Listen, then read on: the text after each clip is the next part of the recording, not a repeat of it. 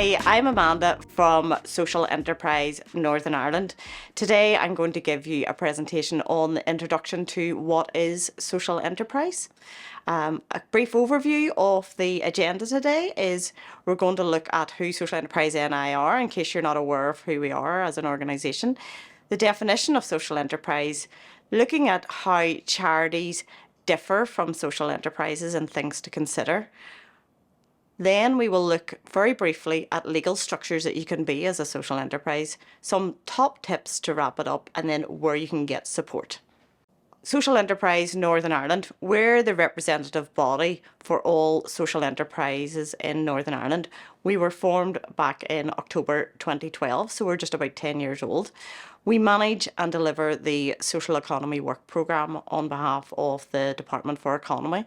We also are a membership body and we represent our sector to other sectors, including private, public and educational sectors. We lobby on behalf of the sector. Currently we're lobbying for a strategy for the social enterprise sector and social value legislation to bring us in line with other regions throughout the UK.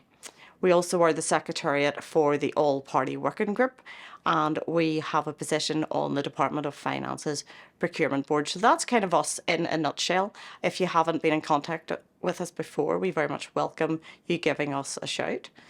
So let's first look at the definition of what a social enterprise is. This is something that around the world, there's not one common definition. They all slightly differ with differing words. The government definition would be slightly stronger, but this is the definition that we go by, which is on the front page of our website, and also is in agreement with the Department for the Economy. So a social enterprise is basically a trading business that will generate its profits through the sale of goods or services. And as you can see there on the slide, charity and voluntary organisations who do not have financial independence through trading income. And we will cover that point again as we go further along our presentation. Okay, so why should you consider starting a social enterprise, or why even do some people already consider starting a social enterprise or have started a social enterprise? One of the biggest ones would be that charities are always having to rely on funding or donations, and this gets more and more difficult as funding becomes, harder to secure. If you then have a trading arm of a social enterprise, that trading arm can operate, make profit, and then the profit can be reinvested back into the charity. It really doesn't matter what the business is. It doesn't have to be in a similar vein to the charity. It could be a manufacturing company, a taxi firm, a clothing company, whatever type of business you want, as long as customers will buy from it. You make the profit and then you reinvest it into the charity or the social mission that you've picked. Also, sometimes people start social enterprises because they've identified a problem and then they want to find a solution to that. A very high profile one that comes to mind is MADLUG. MADLUG stands for Making a Difference Luggage. And Dave Linton, who is the CEO who formed MADLUG, he was training to be a foster parent, and in one of the first training sessions they were given a video that showed that when a child goes to go into care, they're given a black bin bag to hold their personal belongings. And that just really horrified him, and he thought he needed to do something about it. So he went away and he researched, and what he has come up with is MADLUG, which is a bag company. When you buy a bag, then a bag is given free to a child that is going into care. So that is an example, a really good example of an organisation that is making a huge difference to a large number of children who are in care across the UK. Also, sometimes people just see that there is a gap in the market. Just because maybe you have one social enterprise doesn't mean you can't think of diversifying and going into another second social enterprise. It really is that you can make money, use that money that can be reinvested back into the charity or the social mission. And that's what makes social enterprise different to regular businesses. The only difference between a regular business is they would pay their profits to shareholders and individuals, where social enterprises would reinvest their profits back into their social mission or their charity if they happen to have a charity attached. It also is a great way of having unrestricted finances, because charities as I've previously said, would rely on funding. And that funding sometimes can take you down a little path of the aims and objectives of that funder rather than really wanting you to be able to work on whatever your actual core mission is for your charity. So as you can see, the business just gives you that freedom to be able to generate the money and then do with it as you please rather than specific aims and objectives. So before you would start your social enterprise, there is things that you should consider, and we will come into these in a little bit more detail further on. You need to decide your legal structure, and we'll cover legal structures slightly later. It is good to get the right support, and whether that's through ourselves as the representative body or whether you look at getting a mentor through a business support program, or other things you have to consider are finding the right people to be involved. If you're coming from the avenue of you have a charity and you're looking at having a trading arm, are the current people maybe on the board, are they risk averse, or do they have the right skill sets? You know, do you need to look at, you know, having different people with different skill sets to be involved in the social enterprise? And again, it's the same for the staff team, because you do need to be much more commercially focused, and sometimes that is difficult for charities to consider because they have spent so long being the complete opposite of that, you know, where they are really reliant on the donations and on the funding, and that doesn't really allow you to take any kind of risk. But by having a business, you know, you have to be more willing to take some risk at times. You also, before you should start, should look at some kind of market research, get business planning together, look at your brand, look at whether the business potentially can be viable. And of course, get yourself out there and start networking and seeing whether there is potential for the business. So as discussed, there is quite a lot of challenges for charities, and I have covered some of these points already on the slide before. But charities now need to have a different mindset. They need to be less risk averse. They need to start thinking like a business. They need to look at the business skills and the knowledges that they actually need. So these are challenges for charities when they really, really are considering setting up that social enterprise. And you should spend a lot of time on them before taking that leap, because if you don't get by these things, that will stifle the potential for your social enterprise business. So we have touched on it before, but in some ways this presentation can be repetitive at times, and the reason for that is that it is so important that you realise the real difference between a charity and a social enterprise. Some people get them mixed up and think they are the same thing where they're not. You know, charities can only trade for their primary purpose, where a social enterprise is a business like any other business, and then when they make profits they can reinvest that for their social mission, or if they are attached to a charity, back into the charity. The main difference, as you can see there, are the business focus, the legal structure, and then having unrestricted income. Very rarely does charities have unrestricted income, because the majority of their income would come from funders. Okay, so before you do make it legal, what you need to do is a bit like you would do for any other business when you're setting it up. You would need to make sure you have a clear aim for that business, and you would need to look at doing any kind of research to make sure it's a viable business. Just because it's something that you think would work doesn't necessarily mean that it will work. So you need to do a lot of work to make sure that it is a viable business option, that there is actually potential for people to buy from it once it is in operation. With being a social enterprise, you have to clearly define what your social mission is, and you'll need to put that clearly in your memorandums and articles of association, or whichever governing documents that you have, depending on the legal structure that you pick. You then also need to understand who will all be involved in this social enterprise. You know, are the community going to be involved? Are the employees, contractors, board, etc.? And then you need to do a proper kind of pricing structure for that social enterprise. I come across it time and time again where social enterprises have been set up and people are scared of actually charging proper market rate prices. But essentially, if you were to pick, for example, a retail business that was selling clothes, you should be selling your clothes at a similar kind of pricing that would be sold in a regular business. Every business that you pick, you should be looking at the competitors in that same field and not just trying to sell things either very, very low cost or trying to give them away, because the purpose of it is to make a profit.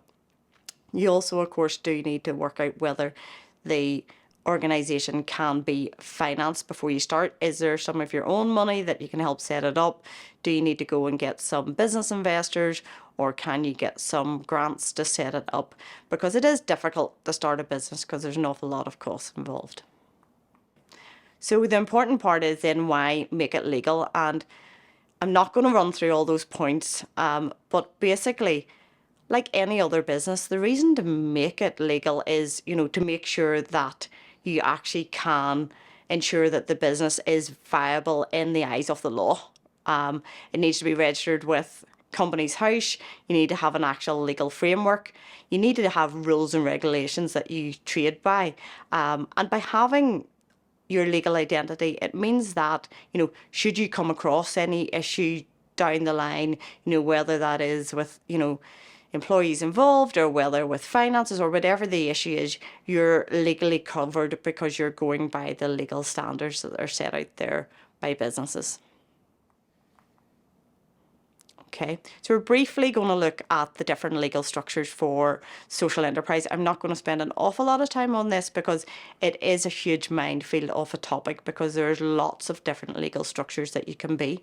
I have listed there 4 of the most common legal structures that you can be. The first there being sole trader or self-employed, which, to be honest, in itself really isn't a legal structure. It's just you operating as an individual. But you will find that people will do this maybe to begin with, to test trade for maybe 6 or 12 months.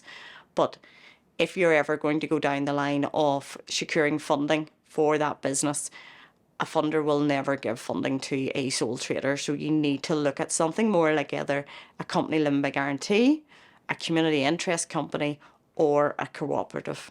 And we'll have a brief look at a couple of these now. Okay, so a company limited by guarantee. This is a legal framework that a regular business can be. It's an independent entity. You will see there that each member guarantees a nominal amount, normally £1. To be honest, you would really need to make sure that there's director's liability involved in your insurance as well too, for the sake of, should there be any kind of legal issue later down the line, it's always good to have that level of insurance. There is no set number of trustees that you have to have. You have to at least have 2 anyway, and they would have to be registered on Companies House. Also, a point to note is that you shouldn't have related people on your board, or if you do, you need to have more than just those 2 individuals, because again, should you go down the route of getting finance or funding, no funder or finance will give money to an organisation where there is people that are related, because they would be worried about financial fraud. And also, company limited by guarantee is usually the most standard legal structure that people would be aware of. You would just need to make sure that in your memorandums and articles of association that you clearly state that you're a social enterprise and how you're going to reinvest your money. The second legal structure then we're going to look at is a community interest company, or known as a CIC or a KIC. It's quite popular nowadays. It's been around for quite a long time now, from 2005. Essentially, a KIC is a company limited by guarantee with an additional lock, and that lock is an asset lock. So whether that is money, whether that's property, whether that's physical equipment, or any kind of asset that the business owns, that is locked then to the business. And what that means is, should the business ever fold, or should you want to sell the business on, you couldn't sell that out to just a regular business that would have to be sold or given to an organisation with like-minded ethos. So you will find nowadays a lot of people do decide on a CIC. What I would say is always make sure you get plenty of advice, again, whether that's from ourselves, from a business mentor, from a solicitor, and then always make the decision yourself, because there is pros and cons to every different legal structure that actually is out there. So don't let someone tell you that a CIC is best for you, or that a company limited guarantee or being a cooperative is best for you. You and your fellow directors or board of governors need to sit down and really look at the different pros and cons, because I've had plenty of people over the years that have come back to me and maybe the legal structure they have no longer suits them, and that can lead into an awful lot of differing areas of issue about whether you can keep continuing carrying on the name and change to a different legal structure. So I can't put the point across enough about how important it is to make that decision yourself. Okay, so we're coming near the end of the presentation today, and I just want to run over some top tips again. It's things that we've covered already before, but they are really vital. What you need to do is check your market. You know, is there a market out there for the business that you want to do? And there's a massive market out there, really, to be honest, particularly now with the PPNs, or the public procurement notices, having gone live there in June 2022, where they are now including 10% off marking for social value within procurement contracts that's come out through the public sector. It means that a lot of private sector organisations who are going for these contracts need to not only ensure that they send in a quotation with, you know, a right cost, but that they cover the social value points. And the best way for them to do that is to either work in partnership with social enterprises or to build social enterprises into their supply chain. If you want to find more about that, you know, certainly again, get in touch, and I'm very happy to have a conversation with you about it. Have you costed everything right before you hit the market is another really good tip, because there's no point in selling something really cheap and then realising that actually you're maybe not even breaking even, never mind not making a profit. So it's so vital to get your facts and figures properly set out, to know and have goals to even to be set by. And yes, a business plan and a financial plan is great to have. No one will ever come back to you and say in year 3, oh, you haven't hit this target yet. It is aspirational. Who knows, you might actually well exceed the targets that you've put in there as well too. And other top tips are, not going to go through them all, but governance is very important. Get your legal structure right. Make sure you write out a plan. Make sure you have the right people involved. Staff and board members are very, very vital, because you want people that have the right skill set to be able to take this business forward. And how I'm really going to round up is by saying profit is not a dirty word. It's something that a lot of people talk about, and I hear words bandied about saying not for profit. If I could ban any 3 words out there, it would be those 3 words, because we're a sector that has to have profit with purpose. We need to make profit to survive. So always think that you're making a profit. And if someone actually comes to you and says, but you're a social enterprise, you shouldn't be charging anything, or you shouldn't be making a profit, you make sure that you tell them that actually for that business to survive, for you to be able to use the money to help the social mission that you've picked, you need to make a profit. So profit is not a dirty word. Okay, and that's really rounding up today. As you see, Social Enterprise NI is currently made up of 2 staff members, myself and our Chief Executive, Colin Jess. We're on all the different social media platforms and LinkedIn as well. But please do feel free to take down those numbers or emails and get in touch, and we'd be happy to have an individual conversation with anyone, or come out and have a brainstorming session with some boards as well too. Thank you very much.